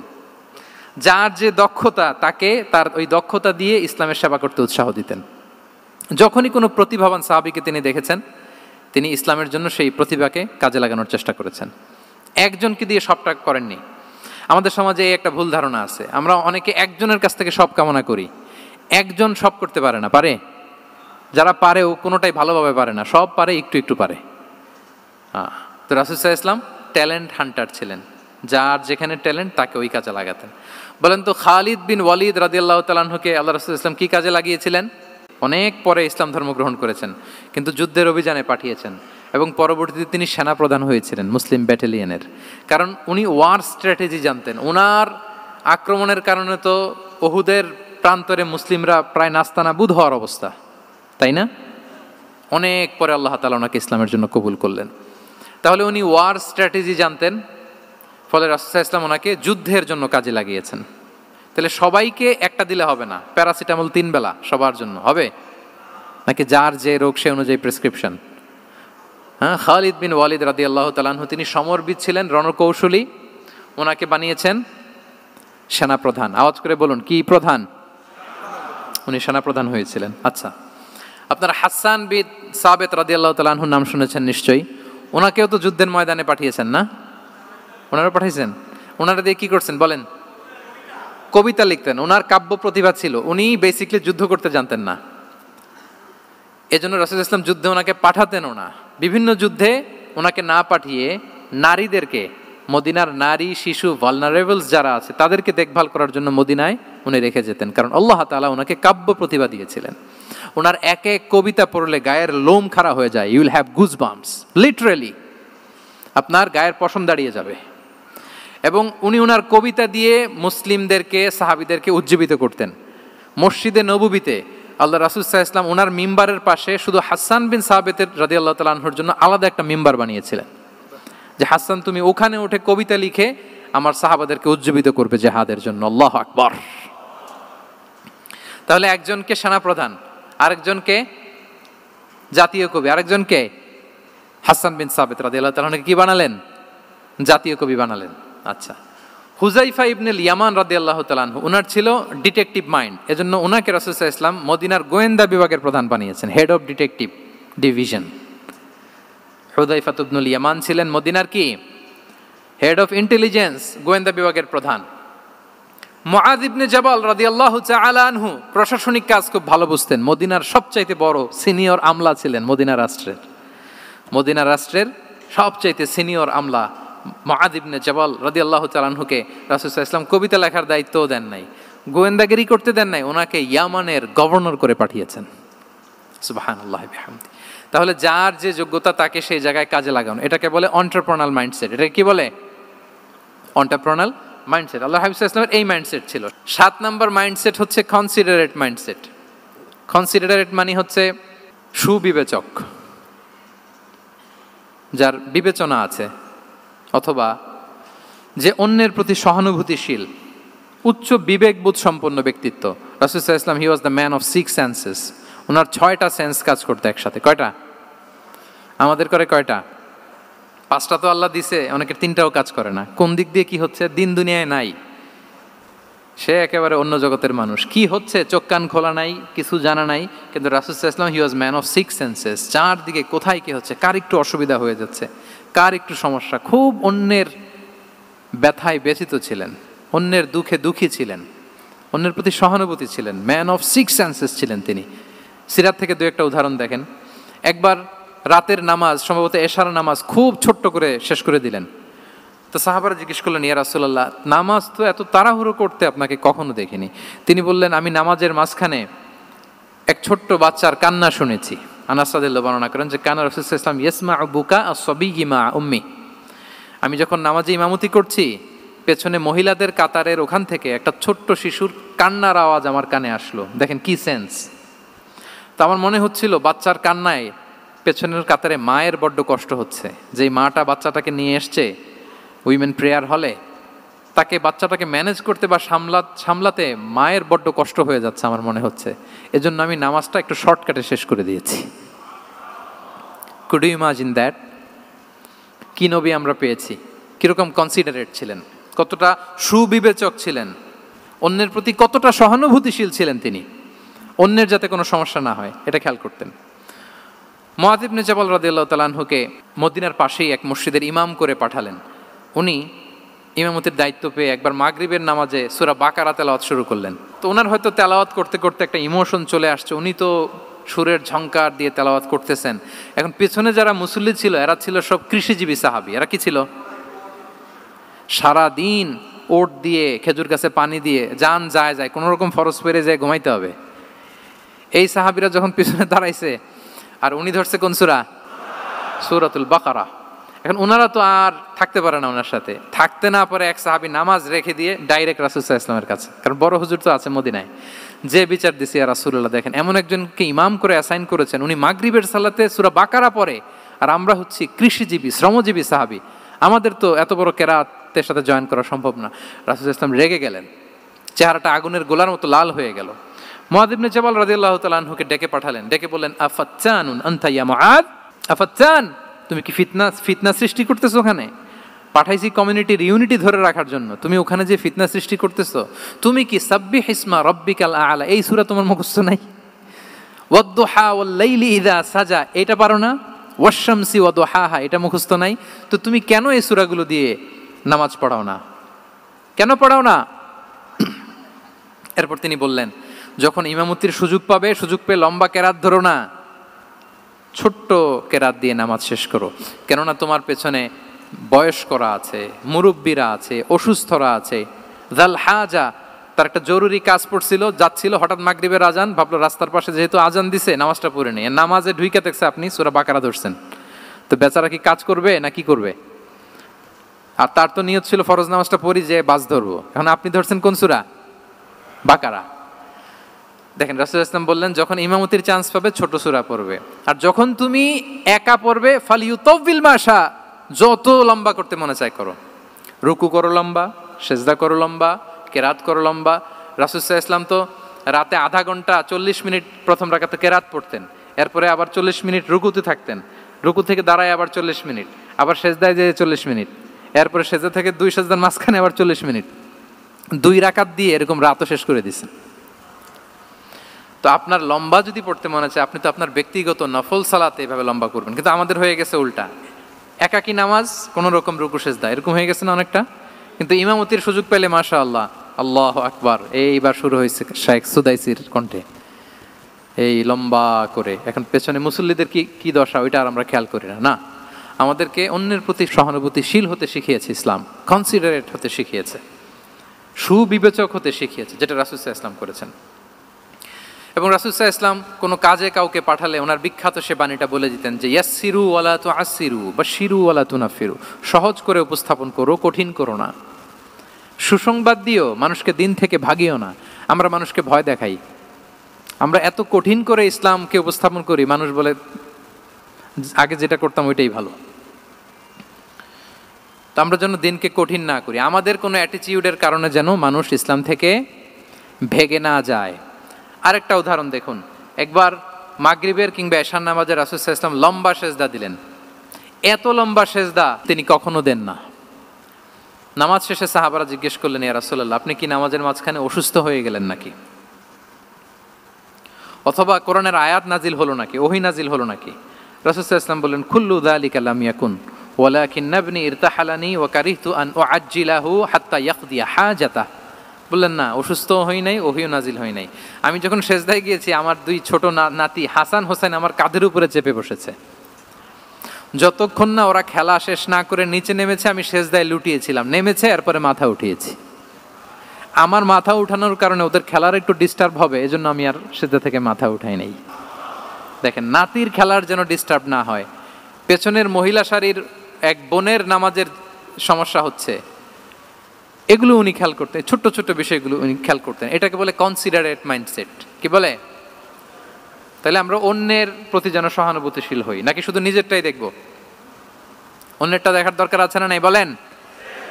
8 নাম্বার হচ্ছে ট্রান্সপারেন্সি। ট্রান্সপারেন্সি মানে হচ্ছে স্বচ্ছতা। ওনার জীবনের চাইতে, ওনার বায়োগ্রাফির চাইতে স্বচ্ছ বায়োগ্রাফি আপনি পাবেন না। No public and private dividation. And in the long history of time, no one's life has been recorded more transparently than the life of Prophet Muhammad sallallahu alaihi wasallam. রাসূল সাল্লাল্লাহু আলাইহি ওয়াসাল্লামের চেয়ে বেশি পৃথিবীতে এমন সেকেন্ড কোনো পার্সন আপনি দেখাতে পারবেন না যার জীবনের সবকিছু রেকর্ডেড, সবকিছু রেকর্ডেড। এরকম আছে? ঘরে কি করেছেন, বাইরে কি করেছেন, স্ত্রীর সাথে কি করেছেন, বন্ধুর সাথে কি করেছেন, সাহাবাদের সাথে কি করেছেন, শত্রুর সাথে কি করেছেন, অল আর রেকর্ডেড, সব, এন্ড ক্রিস্টাল ক্লিয়ার, একেবারে স্বচ্ছ পানির মতো, স্ফটিক কাচের মতো ক্লিয়ার, ট্রান্সপারেন্ট। ওনার সব কাজে উনি স্বচ্ছতা বজায় রাখতে চাইতেন। কতটা স্বচ্ছ ছিলেন একটা মজার ঘটনা শোনায় আপনাদেরকে। সহিহ বুখারীতে এসছে, রমাদানের শেষ 10 দিন, দ্য লাস্ট 10 days অফ রমাদানে তিনি এতেকাফ করতেন। তো এতেকাফ অবস্থায় স্ত্রীরা এসে রাতে দেখা করে যেত, জরুরি কথা আলাপ থাকলে সেরে যেত। একবার রাতে সফিয়া বিনতে হুয়াই ইবনে আখতাব রাদিয়াল্লাহু তাআলা আনহা আসলেন, ওনার স্ত্রী। কথা হলো এবার ওনাকে একটু এগিয়ে দিবেন, মসজিদ থেকে রাসূলুল্লাহ সাল্লাল্লাহু আলাইহি ওয়াসাল্লাম বারান্দার দিকে পাশ দিয়ে আসলেন এগিয়ে দেওয়ার জন্য। ইন দ্য মিন টাইম হঠাৎ দুইজন আনসারি সাহাবী পাশ দিয়ে হেঁটে যাচ্ছেন। রাসূলুল্লাহ সাল্লাল্লাহু আলাইহি ওয়াসাল্লাম আম্মাজানকে বিদায় দিবেন এখানে, হঠাৎ করে তিনি আওয়াজ করে বললেন, আলা রিসলিকুমা, এই দাঁড়াও। ওই সাহাবী দুইজন রাসূল সাল্লাল্লাহু আলাইহি ওয়াসাল্লামের সাথে কে ওটা টের পায় নাই, বুঝতে পারে নাই। বোরকায় আবৃত কোন এক নারী দেখে রাসূল আর ওই নারীকে দেখে তারা আরো দ্রুত গতিতে হাঁটতে শুরু করে দিচ্ছে, আমরা চলে যাই এখান থেকে। দেখেন রাসূল সাল্লাল্লাহু আলাইহি ওয়াসাল্লাম নিজের অবস্থানকে ট্রান্সপারেন্ট করার জন্য বললেন, আলা রিসলিকুমা, দাঁড়াও। দাঁড়ালেন। তখন রাসূল সাল্লাল্লাহু আলাইহি ওয়াসাল্লাম বললেন যে, ইন্নাহা উম্মুকুম সফিয়া, আমার পাশে যাকে দেখতে পাচ্ছ বলে দেয়া ভালো যে সে কিন্তু অন্য কোনো নারী নয়, সে তোমাদের মা উম্মুল মুমিনিন সফিয়া। সাহাবারা বলে, সুবহানাল্লাহ ইয়া রাসূলুল্লাহ, ইয়া রাসূলুল্লাহ, এ কেমন কথা? আপনি কেন আমাদের কাছে জবাবদিহি করতে যাচ্ছেন বা ক্লারিফাই করছেন? আপনার পাশে কোনো নারী এত রাতে যদি দাঁড়িয়ে থাকে, তিনি তো আমাদের মাদের মধ্যে থেকেই তো একজন হবেন, কেন আপনি বলতেছেন? তখন রাসূল সাল্লাল্লাহু আলাইহি ওয়াসাল্লাম বললেন যে, না, ইন্না শাইতানা ইয়াজরি মিনাল ইনসানি মাজরাদ দাম, শয়তান মানুষের রগে রগে চলাচল করে। ওয়া ইন্নী খাশিতু আই ইউকযিফা ফি কুলুবিকুমা শাররান, আরেক বর্ণনায় আছে শাইআন, আমার ভয় হয় হয়তো শয়তান কোনো সন্দেহের উদ্রেক তোমাদের হৃদয়ে ঢুকায় দিতে পারে। সুবহানাল্লাহ। এজন্য আমি ক্লিয়ার করে দিলাম, এটা আমার বউ, আমার স্ত্রী, তোমাদের মা সফিয়া। দুজন সাহাবী যদি চলে যায়, এমন হতেই পারতো বাড়িতে যে একজন আরেকজনকে জিজ্ঞেস করতে পারতো যে, আচ্ছা নবীর পাশে যে কালো বোরকা পরা মহিলাটা ছিল দেখছো না, এটা কে? তখন একজন হয়তো বলতো, কে আর হবে, আমাদের মাই তো হবে, কোনো এক মা। আরেকজন বলবে, আমাদের উম্মুল মুমিনিনের কেউ ছিল নাকি অন্য কেউ? এরকম একটা হুট করে সন্দেহের উদ্রেক মাথায় আসতে পারে না যে ওনার স্ত্রী ছিল না অন্য কেউ ছিল? আসতে পারে কি পারে না বলেন? ওই সন্দেহের অবকাশটুকু রাসূল সাল্লাল্লাহু আলাইহি ওয়াসাল্লাম রাখেন নাই। উনি বলে দিলেন যে এটা তোমাদের মা, এটা সফিয়া। এই সন্দেহের অবকাশের কোনো সুযোগ নাই। তাহলে রাসূল সাল্লাল্লাহু আলাইহি ওয়াসাল্লামের পুরো লাইফ ছিল ট্রান্সপারেন্ট, একেবারে স্বচ্ছ। তাহলে রাসূল সাল্লাল্লাহু আলাইহি ওয়াসাল্লামের লাইফ তিনি কত স্বচ্ছতার সাথে কাটিয়েছেন, এটা ক্লিয়ার না আমাদের সাথে? Transparent mindset. 9 নাম্বার হচ্ছে অ্যাপ্রিসিয়েটিভ, অর্থাৎ অন্যের প্রশংসা করা। আমরা অনেক সময় অন্য কেউ ভালো কাজ করলে অ্যাপ্রিসিয়েট করতে চাই না, আমরা গুণমুগ্ধ হই কিন্তু গুণগ্রাহী হতে চাই না, অন্যরে ক্রেডিট দিতে চাই না, তার ভালো কাজে স্বীকৃতি দিতে চাই না। হয়তো আমার দলের লোক না, বা আমার চিন্তার লোক না, বা আমার সার্কেলের লোক না, তার প্রশংসা করতে চাই না, তার গুণগ্রাহী হতে চাই না। এরকম মেন্টালিটি আমরা অনেকে ক্যারি করি না? রাসূল সাল্লাল্লাহু আলাইহি ওয়াসাল্লাম এটা করেননি। ভালো কিছু দেখলে মুসলিম হোক অমুসলিম হোক অ্যাপ্রিসিয়েট করতেন। Basically he develop the culture of appreciation. এটা আমাদের করতে হবে। আপনার ছেলে ভালো কিছু করেছে, অ্যাপ্রিসিয়েট করেন, ও কনফিডেন্স ফিরে পাবে। আপনার স্ত্রী ভালো রান্না করেছে, অ্যাপ্রিসিয়েট করেন, সে আনন্দিত হবে। আপনার বন্ধু ভালো কিছু একটা করেছে, তাকে ইন্সপায়ার করেন, অ্যাপ্রিসিয়েট করেন। রাসূল সাল্লাল্লাহু আলাইহি ওয়াসাল্লাম একবার এক বৈঠকে 8 জন সাহাবীকে 8টা কমপ্লিমেন্ট দিয়েছেন, 8টা অ্যাপ্রিসিয়েশন দিয়েছেন। তিনি বলেছেন, আরহামু উম্মতি বি উম্মতি আবু বকর। দেখেন 8 জন সাহাবীর 8টা গুণের বর্ণনা দিচ্ছেন। তিনি বললেন, আমার উম্মতের মধ্যে সবচাইতে রহম দিলের সাহাবী হচ্ছে কে? আবু বকর রাদিয়াল্লাহু তাআলা। এত রহম দিলের ছিলেন, উনি যখন আল্লাহ রাসূল সাল্লাল্লাহু আলাইহি ওয়াসাল্লামের ইন্তেকালের পরে মসজিদে নববীতে যখন নামাজে দাঁড়াতেন, কান্নার চোটে উনি কেরাতই পড়তে পারতেন না। কমপ্লেন করতো সাহাবারা যে আমরা তো কেরাত বুঝি না, একটু স্পষ্ট করে পড়েন, কান্না একটু থামান। কেন কাঁদতেন? কারণ উনি যখন নামাজে দাঁড়াতেন ওনার ফিলিংসটা হতো এরকম যে, কাইফা আকুমু মাকামা রাসূলিল্লাহ, আমি রাসূলের জায়গায় কিভাবে দাঁড়াই? এখানে তো আমার রাসূল দাঁড়িয়ে ইমামতি করেছেন, আমি নবীর জায়গায় দাঁড়িয়ে কিভাবে নামাজটা পড়াই? এই অনুভব থেকে উনি যে কাঁদতে শুরু করতেন, এই কান্নার ধাক্কায় উনি আর তেলাওয়াতই আগাতে পারতেন না। আরহামু উম্মতি বি উম্মতি আবু বকর। আমার উম্মতের মধ্যে সবচাইতে রহম দিলের হচ্ছেন আবু বকর। ও আসাদ্দুহুম ফি আমরিল্লাহি ওমর। দেখেন প্রশংসা করতেছেন। আর আমার উম্মতের মধ্যে আল্লাহর দ্বীন বাস্তবায়নে সবচাইতে কঠোর হচ্ছে ওমর। মুনাফিকরা ওনাকে জমের মতো ভয় পেত, ইভেন শয়তান ভয় পেত। রাসূল সাল্লাল্লাহু আলাইহি ওয়াসাল্লাম বলেন, ওমর তুমি যদি এই রাস্তা দিয়ে হাঁটো, শয়তান যদি দেখতে পায়, শয়তান এই রাস্তা রেখে দিয়ে অন্য কোনো রাস্তা থাকলে ওইটা দিয়ে হাঁটে। সুবহানাল্লাহি ওয়া বিহামদিহি। আমাদের অনেক সময় এমন হয় না যে আমাদের বাচ্চারা, ছেলেমেয়েরা খেতে চায় না, আমাদের নাতি নাতনিরা খেতে চায় না, মায়েরা খাবার নিয়ে পেছনে পেছনে ঘুরে, আর তখন ভয় দেখায়, এই রাত্রিবেলা তাড়াতাড়ি খাও, ওই যে বাঘ আসবে, বাঘ বিড়াল আসবে বিড়াল, তাড়াতাড়ি না খেলে কিন্তু ভূত আসবে ভূত, এরকম বলেন আপনারা? বলেন না? এ দায়িত্ব তো আপনাদের কাঁধে থাকে না, তো ওই যে আমাদের বোনরা বলতে পারবে। বোনরা খাবার নিয়ে ঠিকই রাত্রিবেলায় বাচ্চাদের পেছনে পেছনে এরকম দৌড়াতে হয়। তো কি বলতে হয় যে এই ভূত আসলো ভূত, ওই যে বিড়াল আসলো বিড়াল, কুকুর আসলো, এইগুলো বললে বাচ্চারা আবার ভয় পায়, তাড়াতাড়ি করে খায়। তো মদিনাতেও মদিনার বাচ্চারা খেতে চাইতো না।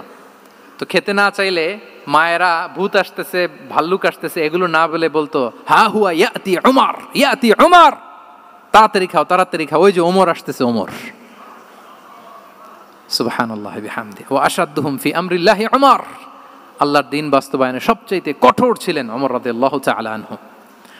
ওয়া আসদাকুহুম হায়াআন উসমান, সবচেয়ে লাজুক সাহাবী ছিলেন উসমান রাদিয়াল্লাহু তাআলা আনহু। শুধু অর্থ বলে যাই। ওয়া আকরাউহুম লিকিতাবিল্লাহি উবাই ইবনে কাব, সবচেয়ে কোরআনের ভালো কিরাত পড়তে পারতেন উবাই ইবনে কাব। আফরাদুহুম যায়েদ ইবনে সাবিত, উত্তরাধিকার বন্টনের নীতিমালা ফারায়েজের জ্ঞান ছিল যায়েদ ইবনে সাবিত রাদিয়াল্লাহু তাআলা। ওয়া আ'লামুহুম বিল হালালি ওয়াল হারামি মুআদ ইবনে জাবাল, এই উম্মতের হালাল হারামের স্পেশালিস্ট সাহাবী হচ্ছেন মুআদ ইবনে জাবাল। আলা ওয়া ইন্না লিকুল্লি উম্মাতিন আমিনান ওয়া আমিনা হাযিহিল উম্মাহ আবু উবাইদা ইবনুল জাররাহ, সব উম্মতের একজন বিশ্বস্ত লোক থাকে, এই উম্মতের সবচাইতে বিশ্বস্ত লোক হচ্ছে আবু উবাইদা ইবনুল জাররাহ। দেখেন 8 জন সাহাবীর 8টা গুণের কথা বললেন। আচ্ছা, রাসূল সাল্লাল্লাহু আলাইহি ওয়াসাল্লাম যখন সাহাবীদের প্রশংসা করেছেন, ওই সাহাবীদের কেমন লেগেছে বলেন তো? ফিলিংসটা ভালো লেগেছে না? হৃদয়ে জুড়িয়েছে, ইন্সপায়ার্ড হয়েছেন, মোটিভেটেড হয়েছেন। সাহাবীদের মধ্যে সবচাইতে সুরেলা গলার কণ্ঠের অধিকারী ছিলেন আবু মুসা আল আশআরী রাদিয়াল্লাহু তাআলা আনহু। তো রাসূল সাল্লাল্লাহু আলাইহি ওয়াসাল্লাম একবার রাত্রিবেলা তার বাসার পাশ দিয়ে যাচ্ছিলেন, দীর্ঘ সময় ওনার কণ্ঠের তেলাওয়াত শুনলেন। পরের দিন সকালে বললেন যে আবু মুসা, তুমি তো চমৎকার গলায় তেলাওয়াত করো। আবু মুসা বলে, ইয়া রাসূলুল্লাহ, আমি তো কোনোদিন আপনার সামনে দাঁড়িয়ে তেলাওয়াত করি না, আপনি কি করে জানলেন? রাসূল সাল্লাল্লাহু আলাইহি ওয়াসাল্লাম বললেন, গত রাতে তুমি যখন তেলাওয়াত করছিলে আমি তোমার ঘরের পাশ দিয়ে যাচ্ছিলাম, আমি মনোযোগ দিয়ে শুনেছি। আবু মুসা বলে, ইয়া রাসূলুল্লাহ, আপনি আমার তেলাওয়াত শুনতেছেন, ওইটা জানলে তো আমি ফজর পর্যন্ত তেলাওয়াত চালিয়ে যেতাম, হাত্তাল ফাজর আমি তেলাওয়াত চালিয়ে যেতাম ইয়া রাসূলুল্লাহ। আল্লাহ রাসূল সাল্লাল্লাহু আলাইহি ওয়াসাল্লাম তখন বললেন, লাকাদ উতিতা মিজমারান মিন মাজামিরি আলি দাউদ, হে আবু মুসা, দাউদ আলাইহিস সালামের গলায় আল্লাহ তাআলা যেমনি সুরের ঝংকার দিয়েছেন, এই উম্মতের মধ্যে তোমার গলায় আল্লাহ সেই সুরের লহরী ঢেলে দিয়েছে। বলেন এই অ্যাপ্রিসিয়েশন যখন রাসূলের মুখ থেকে পাইলো কেমন লাগবে ওনার? এখানে ধরেন আপনি কেউ হাফেজে কোরআন শেখ সুদাইস যদি বলে যে মাশাআল্লাহ মাশাআল্লাহ আনতা কারিউল কুররা, আপনাকে যদি এটা বলে কেমন লাগবে আপনার? হ্যাঁ, সারা দুনিয়া তো এটা বলে বেড়াবেন যে শেখ সুদাইস আমার রেসিটেশনের প্রশংসা করেছে, খাবার ইমাম আমার প্রশংসা অ্যাপ্রিসিয়েট করেছে। আর স্বয়ং রাসূলুল্লাহ সাল্লাল্লাহু আলাইহি ওয়াসাল্লাম যখন বলে তোমার গলায় আল্লাহ সুরের ঝংকার ঢেলে দিয়েছে, তখন ওনার কেমন লেগেছে? এজন্য আপনার ছেলে মেয়ে স্ত্রী বন্ধু আপনার সার্কেলের কেউ কোনো ভালো কাজ করলে কৃপণতা করবেন না, অ্যাপ্রিসিয়েট করুন। রাসূল সাল্লাল্লাহু আলাইহি ওয়াসাল্লাম অ্যাপ্রিসিয়েশন আমাদেরকে শিখিয়েছেন। ইভেন মুখাইরেক নামে এক ইহুদি ছিল, মদিনার সব ইহুদিরা বিট্রে করেছে, কিন্তু এই মুখাইরেক নামে এক ইহুদি উহুদের যুদ্ধে মুসলিমদের পক্ষে লড়াই করে নিহত হয়েছে। সে তার কথা রেখেছে। মুসলিম সাহাবীদের শহীদদের লাশের সাথে যখন এই ইহুদি তার লাশও আনা হলো, রাসূল সাল্লাল্লাহু আলাইহি ওয়াসাল্লাম তার দিকে তাকায় বললেন, মুখাইরিক খায়রু ইয়াহুদ, Mukhairiq is the best among Jewish. তিনি বললেন মুখাইরিক, এই পৃথিবীতে যত ইহুদি আছে এখানকার ইহুদিদের মধ্যে মুখাইরিক হচ্ছে সবচেয়ে শ্রেষ্ঠ ইহুদি। দেখেন মুখাইরিক কোন ধর্মের ছিলেন? মুসলিম নাকি কোন ধর্মের? ইহুদি হওয়ার পরেও তাকে অ্যাপ্রিসিয়েশন করতে রাসূল সাল্লাল্লাহু আলাইহি ওয়াসাল্লাম ভুলেন নাই। তাহলে আমরা যেন অ্যাপ্রিসিয়েটিভ মাইন্ডসেটের অধিকারী হই। 10 নম্বরে হচ্ছে ফ্লেক্সিবল, মানে কোনো বিষয়ে খুব অনড় হয়ে থাকা, এটা রাসূল সাল্লাল্লাহু আলাইহি ওয়াসাল্লাম ছিলেন না, ফ্লেক্সিবল ছিলেন। আমরা অনেক সময় বলি না যে ভাই আপনি কি 9টায় আসতে পারবেন না 10টায়, বলে আম ফ্লেক্সিবল উইথ দিস, মানে যেটা বলবেন আমার সমস্যা, এরকম ইজি গোয়িং ছিলেন উনি, গো ধরে থাকতেন না, যে কোনো পরিস্থিতিকে সামলে নিতেন। ফ্লেক্সিবল হচ্ছে যে কোনো পরিবেশ পরিস্থিতির সাথে নিজেকে মানিয়ে নেওয়া, খাপ খাওয়া, নিজেকে সামলে নেওয়া, সলিউশন বের করে ফেলা, এটা রাসূল সাল্লাল্লাহু আলাইহি ওয়াসাল্লামের ছিল, এটাকে বলে ফ্লেক্সিবল মাইন্ডসেট। নাজরানের 60 জন খ্রিস্টান পাদ্রী এসেছিল মদিনায় দেখা করতে। এখন এত মানুষকে সম্মানিত মেহমানকে উনি কোথায় বসতে দিবেন? পরামর্শ করলেন কোথায় বসতে দেওয়া যায়। এক সাহাবী বলে আমার কাছে কিছু খেজুর পাতা আছে, ওটা বিছায়া একটা জায়গা করি ওখানে বসি। রাসূল সাল্লাল্লাহু আলাইহি ওয়াসাল্লাম বললেন না, দামি মেহমান, এটা হয়। আরেকজন বলে বিকেল বেলায় তো সূর্য পড়ে যাবে, পাহাড়ের ছায়ায় উহুদ পাহাড়ের ওই পাশে যেয়ে বসি। রাসূল সাল্লাল্লাহু আলাইহি ওয়াসাল্লাম বললেন না, এটাও তো হয় না। বলতে বলতে ওই 60 জন পাদ্রী চলেই আসছেন এই মানে বিদেশি মেহমান, ফরেন ডেলিগেশন, কি করবেন? রাসূল ইসলাম 60 জনকে মসজিদে নববীর ভেতরে নিয়ে বসালেন, মসজিদে নববীর ভেতরে বসালেন। এবং সিরাতে ইবনে ইসহাকে এসেছে যে তখন ওদের আবার এবাদতের সময় হয়েছে, রাসূল ইসলাম তাদেরকে এবাদতেরও সুযোগ দিয়েছেন। তাদের কেবলা পূর্ব দিকে, তারা পূর্ব দিকে হয়ে 60 জন ওখানে এবাদত করেছে, তাদের ধর্ম রীতি অনুযায়ী সালাত আদায় করেছে। দেখেন কতটা ফ্লেক্সিবল, কতটা ফ্লেক্সিবল ছিলেন রাসূল সাল্লাল্লাহু আলাইহি ওয়াসাল্লাম। ফজরের সালাতের পরে ঘরে ঢুকেই আম্মাজান আয়েশাকে জিজ্ঞেস করতেন, কোনো খাবার আছে? আম্মাজান আয়েশা যদি বলতেন আছে, তিনি সেটা খেতেন। কোনোদিন যদি বলতেন না ইয়া রাসূলুল্লাহ, ঘরে তো খাবার নাই, তখন রাসূল সাল্লাল্লাহু আলাইহি ওয়াসাল্লাম বলতেন ফা ইন্নী সাইম, অসুবিধা নাই, খাবার যেহেতু নাই আমি রোজা রেখে দিলাম। কত ইজি গোয়িং। আচ্ছা আমরা হলে কি করতাম বলেন তো? ফজরের পরে ঘরে গেছেন আপনি, বড় সাহেব না, এবার যাওয়ার পরে জিজ্ঞেস করছেন কি আছে খাবার দাও, যদি বলে ঘরে কিছু নাই, কি বলবেন দেখি? কয়েকটা উত্তর আসুক। হ্যাঁ, খবর আছে? এই তো। তো যদি আমরা আলহামদুলিল্লাহ বলি, that is called easy going and flexible mindset. এটাই হওয়া উচিত, এটাই হওয়া উচিত। খাবার থাকলে খেতেন, না থাকলে বলতেন okay I am fasting, it's not a big deal, ফা ইন্নী সাইম, যেহেতু নাই কি আর করবো, আমি রোজা রেখে দিলাম। এরকম ইজি গোয়িং ছিলেন। দেখেন his life was so simple but so special. হ্যাঁ, মুহাম্মদ সাল্লাল্লাহু আলাইহি ওয়াসাল্লাম তাহলে ফ্লেক্সিবল ছিলেন। 11 নাম্বার হচ্ছে অপটিমিস্টিক মাইন্ডসেটের অধিকারী ছিলেন। অপটিমিস্টিক, প্যাসিমিস্টিক ছিলেন না, মানে ইতিবাচক চিন্তা করতেন সবসময়। সবসময় কি চিন্তা করতেন? আপনি আজকের এই হলরুমের কিছু ভুল ধরতে পারবেন না? যদি বলে যে কয়েকটা ভুল ধরেন, বলবেন যে এই সমস্যা, সাউন্ডের সমস্যা, ওইদিকে এটা নাই, ওইদিকে এটা নাই, এটা হচ্ছে ভুল। আপনি প্যাসিমিস্টিকটা ধরলেন। এবার যদি বলা হয় আজকের এই প্রোগ্রামের কয়েকটা পজিটিভ দিক বলেন, তখন আপনি কিন্তু কয়েকটা পয়েন্ট বের করতে পারবেন যে এটা ছিল একটা ইতিবাচক দিক, এই প্রোগ্রামের এটা ছিল একটা পজিটিভ দিক। তো রাসূল সাল্লাল্লাহু আলাইহি ওয়াসাল্লাম ওই পজিটিভ দিকগুলোতে ফোকাস করতেন। হ্যাঁ, come back positive, not go back negative. রাসূল সাল্লাল্লাহু আলাইহি ওয়াসাল্লামের কাছে এসে যদি কেউ বলতে রাসূলুল্লাহ আমি খুব অসুস্থ, রাসূল সাল্লাল্লাহু আলাইহি ওয়াসাল্লাম বলতেন লা বাসা আলাইকা তুহুরুন ইনশাআল্লাহ, ইয়া রাসূলুল্লাহ আমি অসুস্থ। রাসূল সাল্লাল্লাহু আলাইহি ওয়াসাল্লাম বলতেন আরে don't worry, it will cleanse up you from your sins if Allah wish, ইনশাআল্লাহ এতে তোমার যে গুনাহ টুনা আছে, পাপ আছে, এই পাপগুলোকে আল্লাহ তাআলা এই অসুস্থতা দিয়ে মোচন করে দিচ্ছেন। পড়েন সুবহানাল্লাহ। তাইলে আপনি অসুস্থতার মধ্যে একটু হালকা হলেন না, যে জ্বরে ভুগতেছি কিন্তু এই জ্বরে নাকি আমার গুনাহ মাফ হয়ে যায়। পেটের ব্যথায় আক্রান্ত, মাথা ব্যথায় আক্রান্ত, কিন্তু এটাতে নাকি আল্লাহ আমার পাপ মোচন করে দেয়, তাহলে একটু ভাল লাগবে না? তাহলে দেখেন একটা কঠিন পরিবেশকে রাসূল সাল্লাল্লাহু আলাইহি ওয়াসাল্লাম সহজ করতেন। অসুস্থ শুনলেই লা বাস তুহুরুন ইনশাআল্লাহ, আর কিছু হবে না, আল্লাহ তোমার গুনাহ মাফ করে দিচ্ছে। অসুস্থ ব্যক্তি দেখলেই মাথায় হাত দিয়ে দোয়া করতেন আল্লাহুম্মা রাব্বান নাস আযহিবিল বাস ইশফি আনতাশ শাফি লা শিফাআ ইল্লা শিফাউক শিফাআন লা ইউগাদিরু সাকামা। উজ্জীবিত হয়ে যেত অসুস্থ ব্যক্তি। আমরা কি করি?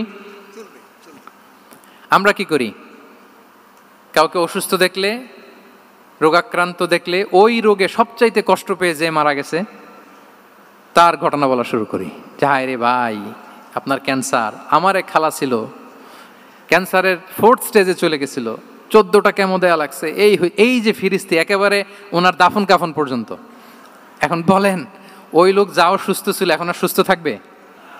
কথা বলেন, থাকবে? একটা দিব্যি সুস্থ মানুষকে যদি আপনি বলেন ভাই আপনাকে দেখতে কেমন যেন একটু রোগা রোগা লাগতেছে, অসুস্থ নাকি?